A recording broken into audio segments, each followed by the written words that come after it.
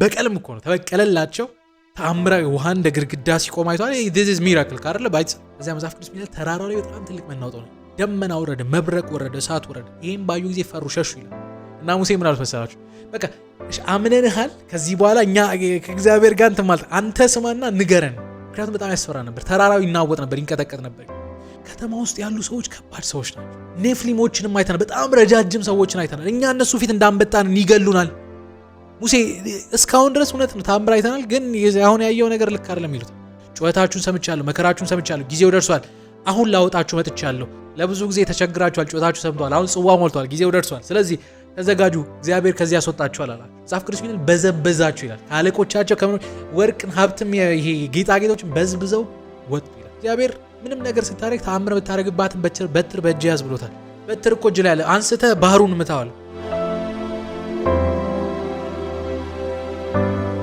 ጋይስ እንዴት ናችሁ ሁሉ ሰላም ሁሉ አማን ፊራ ነኝ ዛሬም እንግዲህ ሳምንቴን ጠብቄ ካነበብኩት አዲስ ሐሳብ ሼር ላደርጋችሁ መጣሁ ሳምንት አሪፍ ሄደ ነው ትምህርት ስራ ክረምት ነው ተማሪዎች ምናልባት ረፍት ላይ ናችሁ እንዴት ይዟችኋል ተፈታኞች ፈተና አሪፍ ነበር ውጤት እንዴት ነው ሆፕፉሊ ጥሩ ነው ብዬ ተስፋ አደርጋለሁ በዛሬ ቪዲዮአችን ላይ መጽሐፍ ቅዱስ ላይ በጣም ከመወዳቸው ስላችሁ ደጋግሜ ባነባቸው በጣም እንዴት ነው በፍቅር ከማነባቸው ታሪኮች መካከል አንደኛው የዘጸአት ታሪክ ነውና በዛሬ ቪዲዮአችን ላይ ዘጸአት መጽሐፍ ሁለተኛው መጽሐፍ ነው አይደል ዘፍጥረት ከዛ ሁለተኛው ዘጸአት ነው ዘጸአት መጽሐፍ ላይ ምንድነው የሆነው ዘጸአት ላይ በጣም በትልቁ የምናየው አንድ አካል አለ ሙሴ የሚባል ሰው በዘጸአት ክፍል ላይ ሙሴ ምን አደረገ እንግዲህ በተቻለ መጠን በጣም ታሪኩ ሰፊ ነው በጣም ብዙ ምዕራፎች አሉት እንግዲህ የምታነቡ ሰዎች እንደምታውቁት ልፍ እያልኩኝ በተቻለ መጠን ሐሳቡን ለማውራት ሞክራለሁ ወደ ቪዲዮ ከመግባቴ በፊት ግን ለዚህ ቻናል አዲስ ከሆናችሁ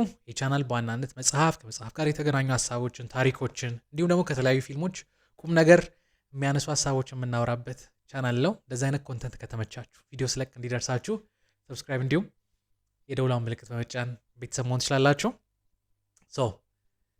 ዘጸአት ምን አይነት ታሪክ ነው ወይ ደግሞ የመጽሐፍ ዘጸአት ስለምንድን ነው የሚያወራው እዚህ መጽሐፍ ላይ ሙሴ ምን አደረገ እሱን ሐሳብ እስኪ ላውራችሁ እንግዲህ ብዙ ጊዜ እነዚህ ሶስት ትልልቅ እምነቶች ዓለማችን ላይ በጣም ትልቅ የሆኑ ሶስት ትልልቅ እምነቶች አሉ የእስልምና ከዛ የአይሁድ ከዛ ደግሞ ክርስትና እነዚህ ሶስቱም እምነቶች የሚጀምሩት ከአብርሃም ነው ስለ አብርሃም እንደው የሆነች ነገር ሌላ ጊዜ እንትላችኋለሁ እንደውም በአሁኑ እሱን ላወራችሁ አስቤ ነበር ግን ሌላ ጊዜ እናወራለን አብርሃም ነው በቃ የሁሉም የነዚህ ትልቅ እምነቶች መነሻና አብርሃም እንግዲህ ስለ አብርሃም ብዙ ክፍሎች ላይ ትንሽ ነገሮችን ስላወራው እዚህ ላይ ብዙ አላወራም ምናልባት ስለሱ ራሱን የቻለ ሐሳብ እናወራለን እንዴት ከኡር ተነስቶ ጠርዙን ውሃ ያለበትን ክፍል ጠርዙን ሄዶ በላይ በኩል ወዶ እንዴት ከነዓን እንደደረሰ ሌላ ጊዜ ሌላ ክፍል አወራችኋለሁ ብቻ ግን አብርሃም እግዚአብሔርን ታዞ ከኡር ምድር ወጣ ከዛ ወደ ተባለለት ተስፋ ምድር ገባ ዛ የአብርሃም ልጅ ከዛ ይስሐቅ ተወለደ ይስሐቅ እዛ አደገ ከዛ ያዕቆብ ብዙ ልጆች ነበሩት ከልጆቹ መካከል አንደኛው ዮሴፍ ነበር ስለ ዮሴፍ ራሱን የቻለ በጣም አንድ ቪዲዮ ሰርቼላችኋለሁ በጣም በጣም ደስ የሚሉ ኮሜንቶችን ያየሁት እዛ መጽሐፍ ላይና እዛ ቪዲዮ ላይና ስለ ዮሴፍ ብዙ ታሪክ አውርቻችኋለሁ ከዛ ካቆምንበት እንደመቀጠል ነው ብላችሁ አስቡ ይሄኛው ዮሴፍ ግብጽ መጣ ግብጽ ውስጥ ነገሰ ለቤተሰቦቹ መሬት ሰጠ በቃ ቤተሰቦቹ በሰላም እዛ መኖር ጀመሩ ይህ እንግዲህ ለአብርሃም የተነገረ ኪዳን ነው ቤተሰቦች ምንድነው ያንተ ዘር ያለ ምድራቸው ለ400 ምናምን ዓመት ይቆያሉ ከዛ በኋላ መልሳቸዋል የሚል አይነት ትንቢት ማለት እግዚአብሔር ለአብርሃም የተናገረው ትንቢት ነው ግብጽ ውስጥ ቆዩ ለምን ያህል ዓመት ቆዩ ወደ 400 ምናምን ዓመት እና በዛ በሚኖሩበት ቆይታቸው እግዚአብሔር ባረካቸው የሚል ነገር ታያላችሁ በቁጥር በጣም ይበዙ ነበር በሀብት በጣም ባለጠጎች ነበሩ ሞገሳም ነበሩ እና መጽሐፍ ልክ ዘፍጥረት ሲጀምር ምን ብሎ ነው የሚጀምረው ዮሴፍን ማያቅ ንጉስ ተነሳ ወይ ደግሞ ዮሴፍን ማያቅ ፈርዖን ተነሳ ከማለት ነው የሚጀምረው ዮሴፍን ማያቅ ፈርዖን ተነሳ ማለት ዮሴፍ ለግብጽ ምድር ያደረገውን ነገር ያላወቀ ሰው አሁን ያለውን እንደው ይችን ቃል ሞር የሚገልጽ ይሄን አሁን ያለውን የፖለቲካ ሁኔታውን ሲያዩ የፈራ ሌላ ንጉስ ተነሳ ለምንድን ነው የፈራ ያልኳችሁ ምክንያቱም ሲያያቸው እነዚህ ሰዎች ያለ ምድራቸው ነው ያለ ቦታቸው ነው ያለ ሀገራቸው ነው እነዚህ ሰዎች ደግሞ ምን እየሆኑ ነው በመጽሐፉ መሰረት በጣም በቁጥር እየበዙ ነውና ፈርዖን ሰጋ ንጉሱ ሰጋ ለምን አንደኛ የግብጽ ጠላት የነዚህ ሰዎች ጠላት ላይሆን ይችላል ጠላት ቢነሳ ሊነሱብን ይችላል ወይ ደግሞ ጥለው ሊሄዱ ይችላል ሌላኛው እነዚህ ራሳቸው ጠላት ሆኖ ከተነሱብን በጣም በቁጥር እየበዙ ነው ያሉት ስጋት ሊሆኑብን ይችላሉ ስለዚህ እነዚህን ወይ ማኔጅ ማድረግ አለብን ወይ ማጥፋት አለብን ይሄንን ዓላማ ይዞ እንደተነሳ ታያላችሁና ሁለት ነገር እንዳደረገ መጽሐፍ ቅዱስ ላይ ታያላችሁ የመጀመሪያው እስራኤላውያን ከአብርሃም ዘር ማለት ከዮሴፍ ዘር የመጣውን እያንዳንዱን ባሪያ ለማድረግ እንደወሰነ መጽሐፍ ቅዱስ ላይ ታያላችሁ። አብዛኛው የእስራኤል ሕዝብ ባሪያ ሆነ። ባሪያ መሆን ብቻ አይደለም መጽሐፍ ቅዱስ ላይ እንግዲህ ስለ ሁለት ነው ስፔሲፊክሊ የሚያወራው። ፈርዖን ሁለት ከእስራኤል የመጡ አስወላጆችን ሚሽን ይሰጣቸዋል። ምን ይላቸዋል? ወንድ ሲወለድ ገና እንደተወለደ ግደሏቸው፣ ሴቶች ከሆኑ ግን ይቅሩ፣ ሴቶች ከሆኑ ይደጉ የሚል አይነት አሳይመንት ይሰጣቸዋል። ለምንድን ነው ይሄን ያደረገው? ወንድ ጠንካራ ነው፣ ቤቱን ይጠብቃል፣ ይዋጋል። ምን ይላል? ሴቶች ከሆኑ ግን ቢያንስ ከግብፅ ወንዶች ጋር ግብፃዊ ከሆኑ ወንዶች ጋር ከተጋቡ ከተዋለዱ ቢያንስ ህዝቡ አንድ ላይ ኢንተግሬት አድርጓል። የሆነ ጎራ አይፈጠርም፣ ሰላም ይሆናል። ያን አስበው ነው ያደረገው። መጽሐፍ ቅዱስ እነዚህ አስወላጆች እግዚአብሔርን ፈሩ ይላል እና ይህም ባየ ጊዜ ፈርዖን ተቆጣና ጠራቸው። ለምንድን ነው ያደረጋችሁ ሲላቸው ነው የአይሁድ የእስራኤል ሴቶች በጣም ፈጣኖች ናቸው፣ እኛ እዛ ሳንደርስ ነው ወልደው የሚጠብቁን። ሰው ከተሰበሰበ ምን ካለ በኋላ እነሱ ምንም ማድረግ አይችሉም። ስለዚህ በዚህ ምክንያት ነው ልናደርግ ማንችለው አሉት። መጀመሪያ በድብቅ ነበር ያደረገው። ስለዚህ አሁን ፐብሊክሊ ያወጣው የትኛውም አይሁድ አለ አይሁድ እንግዲህ በኋላ የመጣ ስም ነው አይደል? እስራኤል በሁለት ከተከፈለ በኋላ እንግዲህ አይሁድ ካልኩኝ ተሳስቼ ነው፣ ታርሙኛላችሁ። የትኛውም እስራኤላዊ ለማለት ነው። የትኛውም እስራኤላዊ ወንድ የሆነ ከተወለደ ገና እንደተወለደ አባይ ውስጥ ወይ ደግሞ ናይል ውስጥ ነው እንግሊዘኛው የሚለው፣ ግን አባይ ወንዝ ውስጥ ይጣል የሚል አይነት አዋጅ ያወጀ እና ይህ አዋጅ ታውጆ የአይሁድ ሕዝብ መካከል በጣም ትልቅ ፍርሃት አለ እና በዚህን ጊዜ ነው እንግዲህ አንድ ቤተሰብ ውስጥ አንድ ልጅ የተወለደው እና ይህ ልጅ እንደተወለደ እናትየው አየችው። መልከ መልካም እንግዲህ የትኛውም እናት እንደምታየው መልከ መልካም ነበር፣ ሞገሳም ነበር። ሳሳችለት እና ይህ ልጅ ለ3 ወር ያህል ደብቃ አሳደገችው ይላል መጽሐፍ ቅዱስ ሲናገር። ግን ከ3 ወር በላይ ልታሳድገው አልቻለች። ነገርየው ሲበዛባት ቅርጫት አዘጋጀች። ቅርጫት ውስጥ አስቀመጠችውና በጨርቅ ጠቀለለችው ይላል። ከዛ ወንዝ ላይ ለቀቀችው፣ አባይ ላይ ለቀቀችው እና የወንድሟ ሁኔታ እንዴት እንደሚሆን እህት አለች በሩቅ ሆና የምታይ። እንግዲህ ይቺን እህት የእንግሊዝኛው መጽሐፍ ቅዱስ ላይ ሜሪ ይላታል ወይ ደግሞ ማርያም ይላታል። እንግዲህ ስፔሲፊካሊ ከሷ ውጭ ሌላ እህት እንደሌለው መጽሐፍ ቅዱስ ይናገራል። ሙሴ ወንድምና እህት ነበረው፣ አሮንና ማርያም የሚባሉ እህቱ ነው የሚለው አማርኛው።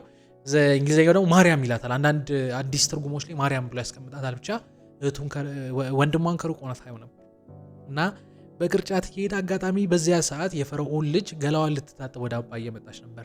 ቅርጫቱን ባየች ጊዜ አስጠጋችው። ስታየው ልጅ ነበር እና ከጨርቁ ስታይ የአይሁድ ልጅ እንደሆነ አወቀች እና አዘነችለት። ከውሃ ወጣችሁ ይላል መጽሐፍ ቅዱስ ሲናገር እና ይሄማ ከእስራኤላውያን መካከል አንደኛ ከነሱ ልጆች መካከል ነው ብላ እያወራች የሙሴ እህት ደፈር ብላ ወደፊት ትመጣለች እና ማሳደግ ከፈለግሽ አለቻት። ከአይሁድ መካከል እንግዲህ በጣም ብዙ ልጆች እየተገደሉ ስለሆነ ይሄን ልጅ ማሳደግ የምትፈልጊው ልጅ ሚያጠባ የምታሳድግልሽ አንድ ሴት ላምጣልሽ አለች እና የፈርዖን ልጅ ልታሳድገው ስለፈለገች አምጪልኝ አለች። እህቷ በድብቅ የሙሴን ወላጅ እናት አምጥታ እንዲያሳድግ አደረገች። ምንድን ነው ሚሽኑ? ለተወሰነ ጊዜ እዛ ይደግ፣ አንቺ አጥቢው፣ አሳድጊው፣ ከዛስ ከሆነ እድሜ በኋላ እኔ ጋር ይምጣ፣ እኔ አሳድገዋለሁ። ስለዚህ እናትየው ወሰደችው፣ አጠባችው፣ አሳደገች። ስታሳድገው ግን ከሆነ ጊዜ በኋላ ፈርዖን ጋር እንደሚገባ ያውቃል። የግብፅ ማንነት እንደሚቆጣጠር የዛ እውቀት እንደሚወስዱ ያውቃል። ስለዚህ ታውቃለች ምን ታደርገው ነበር? የአይሁድን ትምህርት ታስተምረው፣ የእስራኤላውያን ትምህርት ታሪኩን ትነግረው እንደነበር እንግዲህ ብዙዎች ሲናገሩ ታያላችሁ። ሙሴ ትንሽ እየበቃ ሲመጣ ወደ ፈርዖን ቤት ተመለሰ። መጽሐፍ ቅዱስ ለፈርዖን ልጅ ሆነላት፣ እንደ ልጅ ሆነላት። እዛ ቤት ውስጥ በቃ የሆነ ፌቨር ያገኝ አይነት ልጅ ሆነ ማለት ነው። አደገ በቃ ፈርዖን ከፈርዖን ልጆች መካከል እንዳንድ ሆኖ እንዳደገ መጽሐፍ ቅዱስ ይናገራል። ግን አሁን ሙሴ እየጎለመሰ መጣ፣ እያደገ መጣ እና የምትገርመኝ ቃል አለች። ወደ ወንድሞቹ ሄደ የሚል ቃል ታገኛላችሁ። ወደ ወንድሙ አይደለም፣ ወደ ወንድሞቹ ሄደ። ምን ማለት ነው? ኦልሬዲ አይምሮ ላይ አይሁድ የሚባለው ህዝብ የኔ ህዝብ ነው የሚል አይነት አሳሰብ እንደነበረው ታያላችሁ። እና እዛ ሲሄድ አንድ የግብፅ ወታደር የነበረ ሰው አይሁዳዊ የነበረን ሰው ሲመታው ያያልና ይናደዳል። መናደዱ ምን ያለው ይሄንን ግብፃዊ ይመታዋል፣ ሲመታው ይሞትበታል። እና ዞር ይላል፣ ማንም አላየውም። ያዩት የተወሰኑ አይሁዶች ናቸው። በአሸዋ ደበቀውና ወደ ቤቱ ተመለሰ፣ ምንም እንዳልተፈጠረ። በንጋታው እንደገና ወደ ወንድሞቹ መጣ። አሁን ግን ሲመጣ ሁለት እስራኤላዊ ሲጣላ ያል እና ሄዶ ወንድም አይደል ለምን ትመታዋለህ ብሎ ሲያወራው አንደኛው እስራኤላዊ ነው፣ ይናደዳል።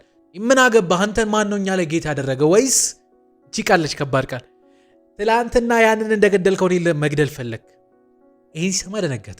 የራሱን ህዝብ ለመጠበቅ ነው ያደረገው። ግን ይሄ ወሬ በዚህ ልክ ከተስፋፋ በኋላ ፈርዖን ጋር ከደረሰ ይገለኛል የሚል ነገር አይምሮ ላይ መጣ። ያኔ ሙሴ ከግብፅ ምድያም ወደ ምትባል ሀገር ይሸሻል። እንግዲህ ሙሴ የሚል ስም የተሰጠው ምናልባት ይህንን ካላነሳሁት የፈርዖን ልጅ ከውሃ አወጣችውና ከውሃ አወጣውት ስትል ማውጣት የሚል ትርጉም ነው ያለው። ከውሃ አወጣውት ስትል ስሙን ሙሴ አለችው ይላል። ስለዚህ ሙሴ የሚለው ቃል ከማውጣት ጋር ይገናኛል። ዘጸአት የሚለው ስም ራሱ ከሙሴ ጋር ግንኙነት እንዳለው ታያላችሁ። ሙሴ ከግብፅ ወጣ፣ ምድያም ወደሚባል ሀገር ሸሽቶ ሄደ። ወደዚያ ሲሄድ እዛ ምድያም ውስጥ ካህን የነበረ አንድ መጽሐፍ ቅዱስ ላይ እንግዲህ ሁለት ስሞች ሲሰጡት ታያላችሁ። አንደኛው ራጉኤል ይሏል፣ ሁለተኛው ደግሞ ዮቶር ይሏል። የዮቶር ልጆች ወይ ደግሞ የራጉኤል ልጆች በዛን ጊዜ ካህን የነበረ ሰው ማለት የሱ ሴት ልጆች ነበሩና እነዚህ ሴት ልጆች መጥተው ውሃ ከብቶቻቸውን እያጠጡ ነበር፣ ግን እረኞች መጥተው ገፏቸው። በዚያን ጊዜ ሙሴ አይቶ አገዛቸው ይላል። እረኞቹን ገፍቶ እንዲያጠጡ አደረጋቸው እና የዛን ቀን ቤት ተመለሱ። በጊዜ ሲመለሱ አይቶ ገረመው ዮቶር። እንዴት በጊዜ መጣችሁ ሲለው አንድ ሰው ከግብፅ የመጣ ሰው እኮ እንደዚህ ተባብሮን ውሃ አጠጣል። ከዛ ጠየቃቸው የት አለ ሲላቸው እዛው ጥለ ነው መጣ። እንዴት ጥላችሁ ትመጣላችሁ? ይዛችሁት ነው አለ። ሙሴን ይዘው መጡ። ዮቶር አስጠጋው። ማስጠጋት ብቻ አይደለም ከልጆቹ መሃል ሲጳራ የምትባለውን ሴት ልጁን ይድርለታል። መዳር ብቻ አይደለም ሙሴ በጊዜ ሂደት ልጆች ከሷ ይወልዳል። አሁን እንግዲህ ካልሳሳትኩኝ ዘኍልቍ ምዕራፍ 12 አካባቢ ምዕራፍ 12 ላይ ሙሴ ህዝቡን ካወጣ በኋላ አንድ መፈልጋት ጥቅስ ለማንሳት ነው ልፍ ምለው። ካወጣ በኋላ አንዳንድ ወንድምና እህቱ እንኳን ተነስተውበት ነበር። ለምን ሙሴ ኢትዮጵያዊ ስላገባ ተነሱበት የሚል ነገር ታያላችሁ። አይሁዶች ታውቃላችሁ፣ ከአይሁድ ውጭ ሌላ ሰው እንዲያገቡ አይፈቀድላችሁ እና ኢትዮጵያዊ አገባ የሚል ነገር ስታዩ እንግዲህ ብዙ የመጽሐፍ ቅዱስ አስተማሪዎች መጽሐፍ ቅዱስ ላይ ኩሽ የሚለው ስምና ኢትዮጵያ የሚለው ስም የአሁኗን ኢትዮጵያ ይወክላል ብሎ ያስባሉ። ስለዚህ ዮቶርም ኢትዮጵያዊ ነበር ብሎ የሚያስቡ ሰዎች አሉ። ኢትዮጵያዊ ካህን ብሎ ይሰጣል። ምን አይል ትዝ እንደሚላችሁ አላቅም። ዮቶር የሚል አንድ ልቦለድ መጽሐፍ ዳሳ አድርጌ ነበር። ምን አይሎቻችሁ ትዝ እንደሚላችሁ አላቅም። የዛም መጽሐፍ ላይ ሀሳብ ለማንሳት ሞክሬ ነበር። ግን አንድ ቀን ምን ይሆናል ሙሴ የዮቶርን በጎች እየጠበቀ እያለ አንድ ተራራ ላይ አንድ ነገር ያህል ምንድን ያየው? አንድ ቁጥቋጦ ያህል ቁጥቋጦ ላይ እሳት ያህል። እሳቱ ግን ቁጥቋጦን እያነደድ አልነበረም። እሳት አለ ግን ደግሞ እየነደድ አልነበረም። አሁን የአርቲፊሻል እሳት እንደሚባለው ማለት እና ያየው ነገር ገርሞት ወደዛ ቀረብ ሲል ድምፅ ሰማ። እግዚአብሔር መልአክ ነበር የተገለጠለት። እግዚአብሔር ሲናገረው ታያላችሁ። የቆምክባት ምድር የተቀደሰች ነችና ጫማን አውልቅ አለው። ጫማውን አወለቀ፣ ቀረበ እና ሲናገረው ታያላችሁ። እኔ የአብርሃም የይስሐቅ ያዕቆብ አምላክ ነኝ። የህዝቤን ጩኸት ሰምቼ ላድናቸው መጥቻለሁ። ማዳን ብቻ አይደለም፣ ለዚህ ደግሞ ለድነት አገልግሎት አንተን መርጫለሁ ይላል።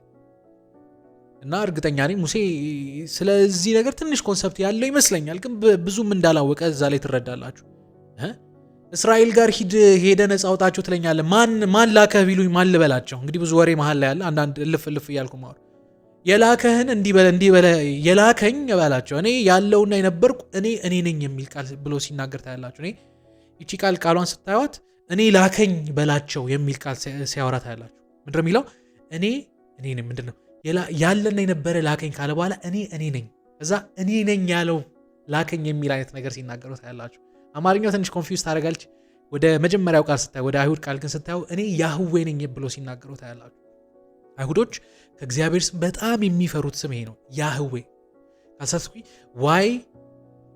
YHWH ነው ሲጻፍ ያህዌ። እኔ ነኝ።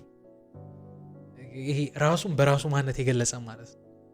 እና እኔ ነኝ ከፈለክ እንዲህ በላቸው። ለዘመናት የምታወቅበት ስሜ ስለሆነ የአብርሃም የይስሐቅ ያዕቆብ አምላክ ላከኝ በላቸው። ጩኸታችሁን ሰምቻለሁ፣ መከራችሁን ሰምቻለሁ፣ ጊዜው ደርሷል፣ አሁን ላወጣችሁ መጥቻለሁ። ለነሱ ብቻ አይደለም፣ ፈርዖንም ጋር ሄደ ህዝቤን አውጣ። እንደውም የመጀመሪያው ኦፈር ይሄ ነበር። ለ3 ቀን ያህል በረሃ ሄደው ለአምላካቸው አጥነው እንዲመጡ ህዝቤን ልቀቅ ይልሃል የእስራኤል አምላክ የሚል አይነት ነገር እንዲናገር ሲያዘው ታያላችሁ። እና ያኔ ይደነግጣል። እኔ ፈርዖን ፊት ቆሜ የምናገር ማን ነኝ?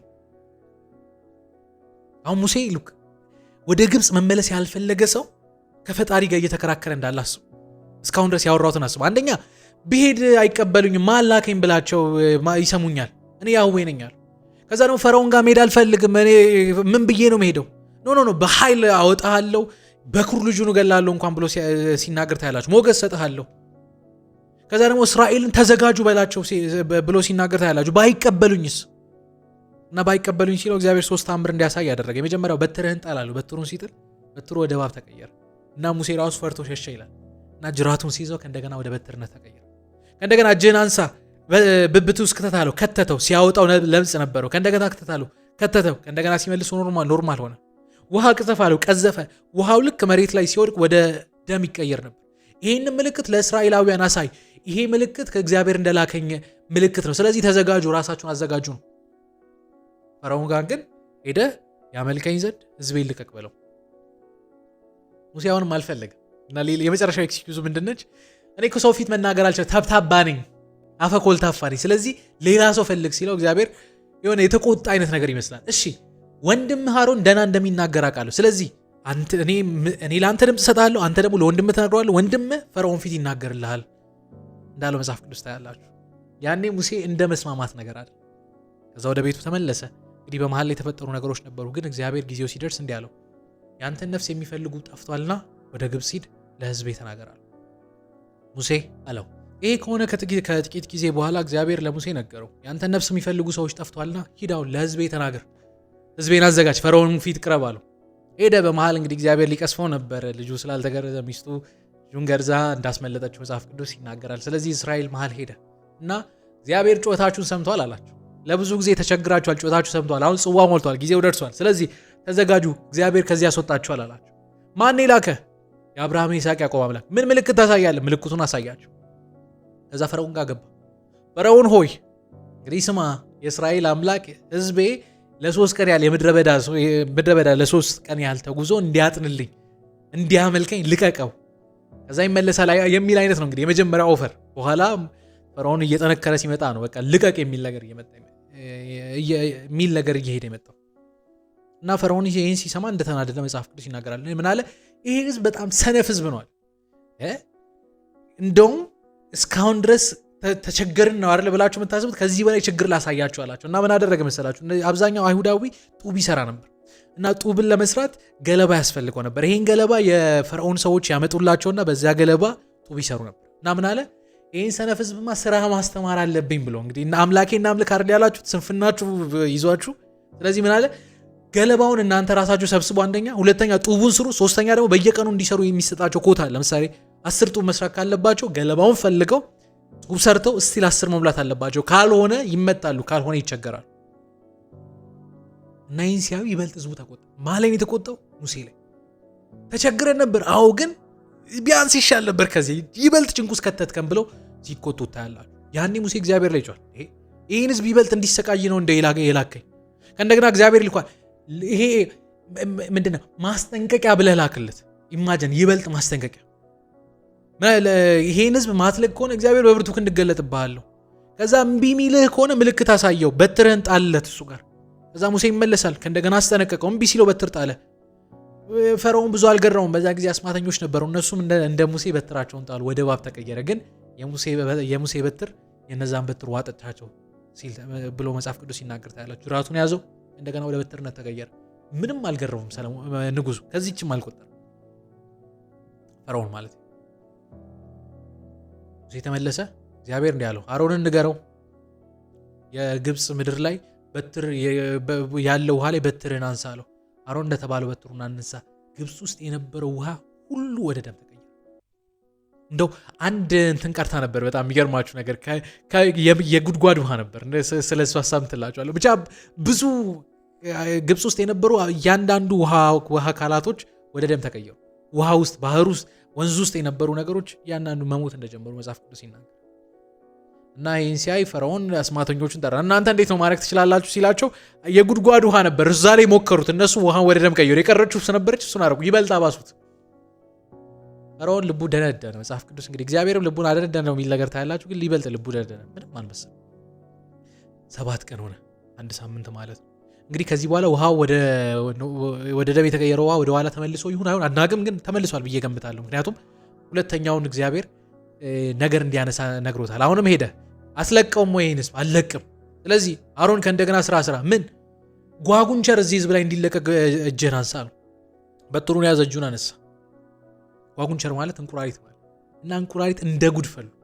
መፍላት ብቻ አይደለም፣ ምግብ ውስጥ ተገኙ፣ የፈርዖን አልጋ ላይ ተገኙ፣ ኪችን ውስጥ ያልገቡበት ቦታ ይል። በቃ ኤቭሪዌር ስትሄዱ እንቁራሪት አለ። እንግዲህ አሁን ክረምት ነው። እንግዲህ ይህን ቪዲዮ ሲቀረጽ ክረምት ነው።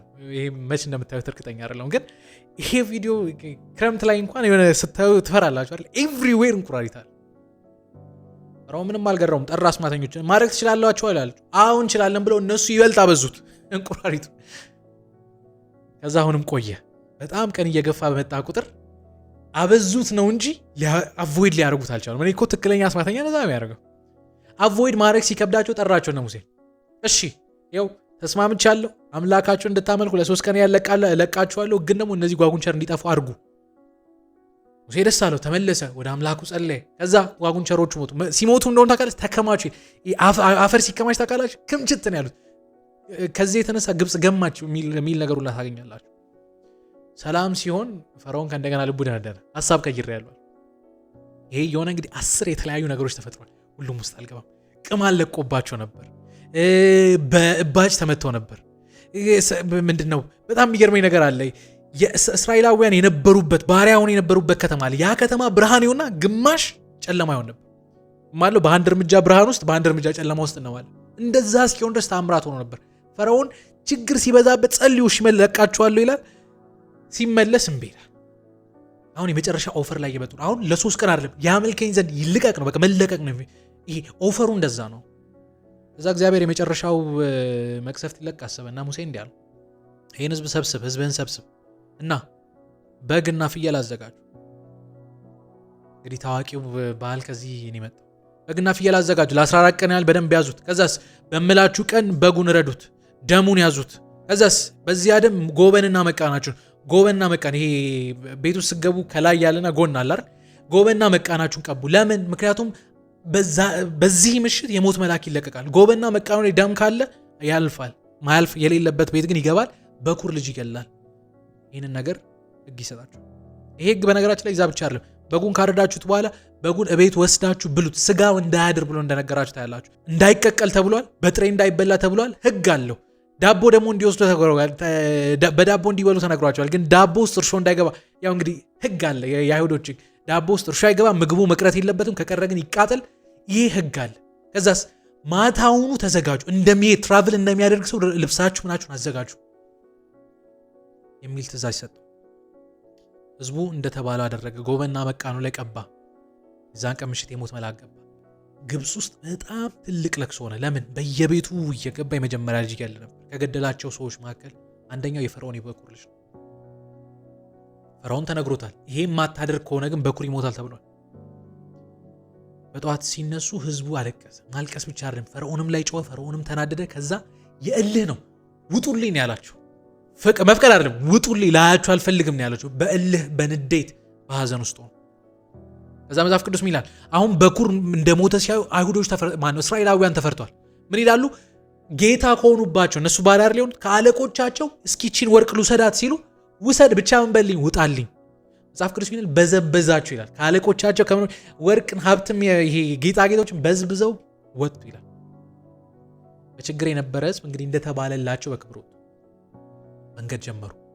ግን መንገድ ሲጀምሩ ፈርዖን ትንሽ ሐዘኑ ጋብ እያለለ ሲመጣ ይበልጥ ቂም ያዘ። ምንድን ያደረግኩት የሚል ነገር አይምሮ ላይ መጣ። ከዛስ ይሄን ህዝብማ ይበልጥ ማን ንጉስ እንደሆነ አሳየ። የበቀል ነው የተነሳው። ሰራዊቱን ይዞ ከጀርባ ተከተላቸው። እነዚህ አላወቁም። መንገድ ላይ እየሄዱ ነው። ከፊት ቀይ ባህር እየገጠማቸው ነው። ከጀርባ የፈርዖን እየመጣ ነው። ቀይ ባህሩን ሲያዩ እየታወኩ ነው ያሉት። ከጀርባ ደግሞ የፈርዖን ጦር ሲሰማ ይበልጥ ታወቁ እና ጮሁ። እንዴ አንተ ሰውዬ ልታጠፋ ነው ያመጣው?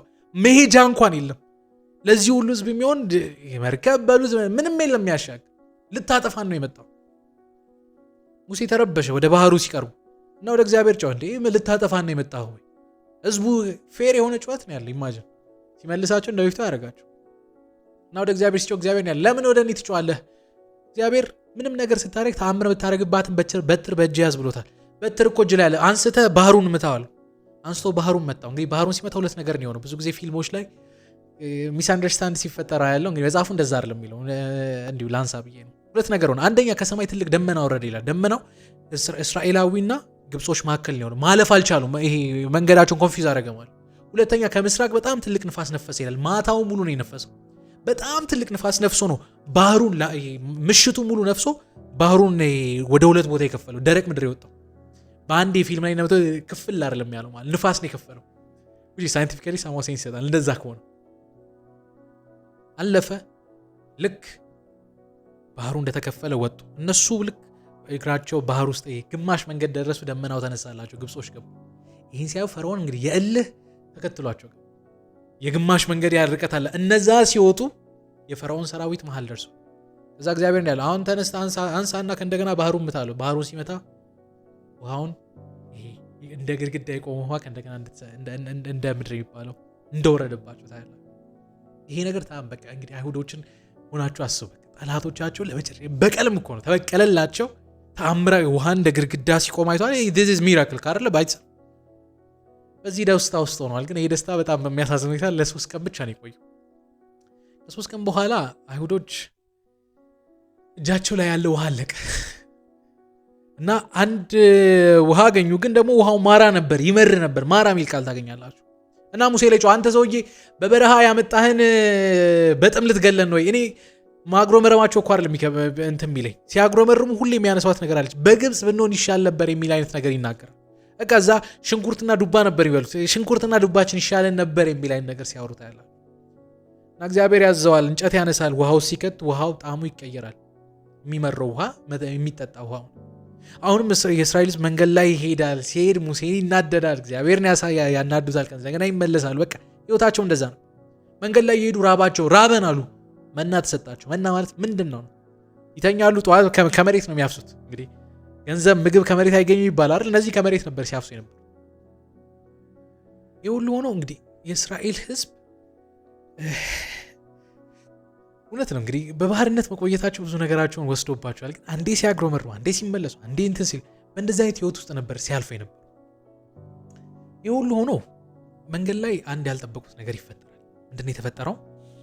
የአማሌቅ ሰዎች እስራኤላውያንን ሲያዩ አሪፍ ኦፖርቹኒቲ ያሉ ማየት ኦፖርቹኒቲ መሰላቸው። እነዚህ ሰዎች ከበረሃን የመጡት በረሃ ላይ ነው እየሄዱ ያሉት። የሆነ ሰዓት የፈለገ ውሃ በጠጠው ምትሉ ይደክማቸዋል። የሚደክማቸው ሰዓት ጠብቀው ህዝቡን ማጥቃት ይጀምራል። በዚህ ጊዜ ሙሴ ሜንቶር የሚያደርገው ኢያሱ የሚባል ሰው ነበር። ተዋጊ ነው ኢያሱ። በጣም ጀግና የሆነ ሰው የሆነ ካራክተር ነው። በነገራችን መጽሐፍ ቅዱስ ላይ ስታዩት በጣም የሆነ የውጊያ ሰው ነው። ጥሩ ሊድ ማድረግ የሚችል ሰው ነው ምናምን እና ኢያሱን ላከው። ኢያሱን ከላከው በኋላ ተራራ ላይ ወጣ ይላል መጽሐፍ ቅዱስ ሲናገር። እና ሙሴ በትሩን ይዞ እጁን ከፍ ሲያደርግ አይሁዶች ወይ ማነው እስራኤላውያን ድል ይነሱ ነበር። ደክሞት እጁን ወደ ምድር ሲያወርድ ደግሞ እጃችሁን ሊያታወርዱት አትይዙት ማለት እጃችሁን ታወርዳ ደክሞት ሲያወርድ አማሌቆች ድል ይነሱ ነበር። ስለዚህ እጁን ከፍ በትሩን ይዞ እጁን ከፍ ያደርግ ነበር እና ሲደክመው አሮንና አንድ ሰው ድንጋይ ያመጡለት ተቀመጠ እዛ ላይ። ከዛ እጁን ማንሳት ደከመው። አንዱ በግራ አንዱ በቀኝ ይዘው ጦርነቱ እስኪያልቅ ድረስ እጁን ከፍ ያደርግ ነበር። አማሌቅ ድል ነሱ። መንገድ ቀጠለ። አሁን እየተቃረቡ ወደ ተስፋ ምድራቸው እየተቃረቡ ነው። ግን እየተቃረቡ ሲመጡ አሁን አይሁዶች ጋር የሆነ ችግር አለ። ሜንታሊቲ ከግብጽ የወሰዱት ሜንታሊቲ አለ። ለምንድን ነው እንዲያልኳቸው? አሁንም ህዝቡ ጠማው። አሁንም ልታጠፋን ነው ወይ የመጣው? በግብጽ ብንሆን ይሻላል። በዚያን ጊዜ እግዚአብሔር እንዲህ አለው፣ በትር አንሳና ትልቅ አለት ነበር፣ አለቱን ምታዋል። አለቱን ለሁለት እኩል ተሰነጠቀና ውሃ ፈለቀ። በነገራችን ላይ ይሄ ቦታ እንግዲህ ቦታው ሲገለጽ መጽሐፍ ቅዱስ ላይ ሲና ተራራ አካባቢ ነው ተብሎ ይገለጻል። እና ቦታው ሲታይ የአሁኑ ሳውዲ አረቢያ አካባቢ ነው ተብሎ ይገመታል። እንደውም ሳውዲ አረቢያ ጀባል አላውዝ የሚባል አንድ ትልቅ ተራራ አለ። እንግዲህ ሶሻል ሚዲያ ላይ ታችሁት ከሆነ አላውቅም። እዛ ተራራ ላይ በጣም ትልቅ ድንጋይ አለ እና ድንጋዩ እኩል ስንጥቅ ያለ የሆነ ነገር ይሰነጠቀው ይመስላልና ብዙዎች ያ ተራራ ላይ ነው ውሃው የፈለቀው ብሎ ያስባሉ። ከዛ ተራራ ብቻ ውሃ ፈለቀላቸው። አሁንም እንደ ቱሪስት አንዳንድ ሰዎች ሄደው ያዩታል። ሰርች ልታደርጉ ትችላላችሁ። ፎቶን አስቀምጥላችኋለሁ። ጀባል አላውዝ ላይ ያለው በጣም ትልቅ አለት ነው። እኩል የተሰነጠቀው ውሃ ፈለቀላቸው። ከዚያ አሁን ህዝቡ የእግዚአብሔር ማሳብ አለበት፣ የህዝቡ ማሳብ አለበት። ህዝቡ ማለት ጀመረ፣ ሙሴ አንተ ነህ እኮ እስካሁን እግዚአብሔር እያልከኝ የነበረው። እኛ አሁን በራሳችን እግዚአብሔርን ማየት ኤክስፒሪየንስ ማድረግ እሱን መስማት እንፈልጋለን። ስለዚህ እግዚአብሔርን አሳየን አሉ። እግዚአብሔር ደግሞ በዚህ ጊዜ ሙሴ እኔ በአዲስ መንገድ ከዚህ ህዝብ ጋር መገናኘት እፈልጋለሁ ብሎ ራሳችሁን አዘጋጁ፣ ሲና ተራራ ላይ ይገለጣለሁ ብሎ እንዳላችሁ ታያላችሁ። ስለዚህ ምን አላችሁ? ለ3 ቀን ያህል ቀድሱ፣ ከብቶቻችሁም ተቀደሱ፣ በ3ኛው ቀን ተራራው ጋር አግኙኝ አላቸው። ለ3 ቀን ተቀደሱ፣ በ3ኛው ቀን ንጹህ ልብስ ለብሰው ቀረቡ ይላል ወደ ተራራው። ከዚያ መጽሐፍ ቅዱስ ሚላል ተራራው ላይ በጣም ትልቅ መናወጥ ሆነ፣ ደመና ወረደ፣ መብረቅ ወረደ፣ እሳት ወረደ። ይህም ባዩ ጊዜ ፈሩ፣ ሸሹ ይላል። እና ሙሴ ምን አሉት መሰላችሁ? በቃ አምነንሃል፣ ከዚህ በኋላ እኛ ከእግዚአብሔር ጋር እንትን ማለት አንተ ስማና ንገረን። ምክንያቱም በጣም ያስፈራ ነበር። ተራራው ይናወጥ ነበር፣ ይንቀጠቀጥ ነበር። ተራራው ላይ በጣም የሚገርማችሁ ነገር አሁን ማውንት የሲና ተራራ ላይ የሆነ እላዩ የተቃጠለ ነገር ይመስላል እና አንዳንዶች ከዛ ጋር ይገናኛል ይላሉ። ግን ደግሞ ጂኦግራፊን የሚያጠኑ ሰዎች እሱ ሳይሆን ቮልካኖ ነው ወይ ደግሞ ቮልካኖ በአማርኛ ምን ነበር እሳተ ገሞራ ነው ያን የፈጠረው ምናምን ብሎ ያወራሉ። ብቻ ግን እላዩ የተቃጠለ እንደ ከሰል የሚመስል ነገር አለ። ብቻ ሁለቱ ሀሳብ አለ። ብቻ ተራራው ላይ በጣም ትልቅ እሳት ወረደ። ከዛ እግዚአብሔር ከዛ መሃል ሙሴን ጠራ ተራራው ላይ ሙሴ ከኢያሱ ጋር ሄደ። ኢያሱስ ከሆነ ቦታ ብቻ መቀረበ። ሙሴ ግን ተራራ ላይ እዛ ተራራ ላይ ሙሴ ለእስራኤላውያን ትልቅ ነገር ነው የተቀበለው። ምድር የተቀበለው አንደኛ እግዚአብሔር ለ40 ቀንና ለ40 ሌሊት ካቆየው በኋላ አንደኛ የሰጠው ነገር 10ቱ ትእዛዛትን ነው ወይ ደግሞ ጽላት ነው፣ ቃል ኪዳኑ ጽላት። ስለዚህ ጽላት መጽሐፍ ቅዱስ ሲናገር እግዚአብሔር ራሱ በጣቱ እንደቀረጸው መጽሐፍ ቅዱስ ይናገር።